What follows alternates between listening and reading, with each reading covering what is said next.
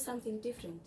And when I had an opportunity ya kwenda Gulf, I wouldn't have thought otherwise. So I thought of, let me go and try. Since I have a daughter, okay, I'm a mother of one, I didn't say that. So I thought of, let me just go and try something. And that is when I went, around 4 years. And when I went, it wasn't easy for me. The first time I went, it was a little bit hard. Because I went working as a nurse. Not even with my professional. I had to go and work as a nurse. So nilienda kwa mtu kwa nyumba who had a patient there, and I started working there. And I stayed there for around 4 months to 5 months.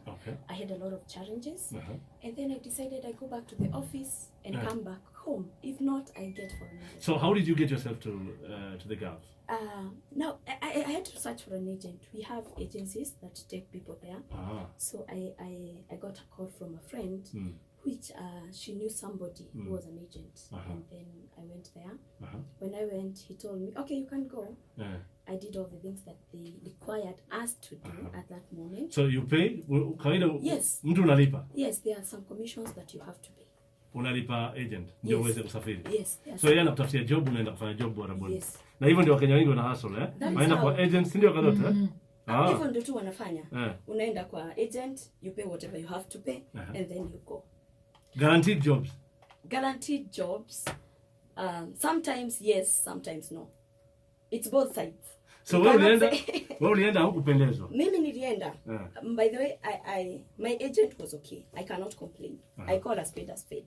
My agent was okay, but where I went, it was a family. But the man in that house was not a good man. Really? On my side. Okay? Alikuwa anafanyaje? He was I don't want to say that he was evil.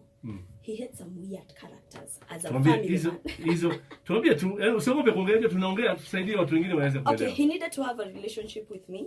Well, as I felt he had a wife, so I wouldn't go for that. So alikuwa anakunyemelea ama? Yes. Okay, so ukienda pale unakuja chumba chako mwenyewe. Yako mwenyewe. Since I was working professionally, I had my own room and the patient alikuwa na yake. So patient ni wa hiyo nyumba? Yes, ni wa hiyo, the mother to the man. So wewe uliitwa kule kwenda kumshughulikia peke yake? Peke yake. Whereas the job was only kushughulikia the man. But now the man in this house wasn't straightforward. Akaanza kutongoza. So sasa lugha ni gani mko mnatumia? English. Like for him, he would bring present for me. Wow. Some chocolates, some just. Sasa jamani, anasneak wakati gani jamani? Anasneak mchana, you know, these guys, they have big houses. But then let me tell you something. Those people you hear, they are working as house managers. You know the house managers? The ones we call housemaid in Kenya. It's not an easy task. Unapata nyumba iko first floor, second and third, and you're the only person. So this guy will come, atatoka juu, akuje chini. Maybe the wife ayuko ama ako job. So he would come, bring me some few things. And I want to be with you. Au mazuri jamani. Sio kwani kuna ubaya ukiletewa zawadi jamani. Sio tu ufurahia zawadi. There's nothing for free. Okay, there is nothing for free. So ulikuwa unapokea kwa furaha. And do you know something? For me, I always say, I don't know if they agree with me. If someone is a married man, if you need to give someone something, don't hide it. Usipitie mlango ya nyuma. Just be direct. Mbele ya bibi yake. Yeah, do it. Even if you don't mbele ya bibi yako, do it. There is something. There is that sense itakwambia, instincts itakwambia something is not right. So huyo alikuwa anakuletea zawadi alafu anakurubuni anakwambia. Yes. Now the things became worse. When one day aliingia kwa room yangu and he closed the door. And I told him, no, you know I'm a Kenyan woman. Either we fight in this house or you let me out. I was ready for the fight. Did you fight? No, I couldn't. Why? I shouted. By the way, I shouted. Nduru. So I nilipiga nduru. For me, nilipiga nduru. And he went out. Alipanic. So alikuwa anakuja kwambia yani lazima. Yes. Now ilikuwa imefika mwisho. But then I remember I called my mom at that point and nikamwambia, "Mom, now things are becoming worse and I need to go back home." Okay. Luckily enough, there was a hospital, Berlin Military Hospital, and we used to take that patient most of the time. Yeah. So I got favor from one woman who was there, And I told her, me, I'm not comfortable where I'm working. Can you get me a job? I'm ready to transfer from here and there. And one thing I always advise women, when you want to go to Gulf, wacha kuambiwa kuna kazi za bure. Hakuna bure. Hakuna bure.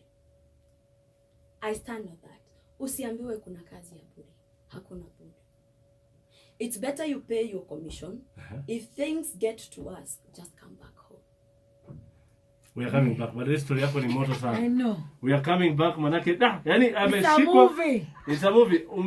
Mwajiri wako anakulazimisha na kutaka kimapenzi, lakini kwa sababu dada ana dignity, anajiheshimu kama mwanadada, anajiheshimu mwenyewe, anajua kilichomleta. Unajua watu wengine wanakuta kwamba anapata opportunity kama ile anajiachia tu.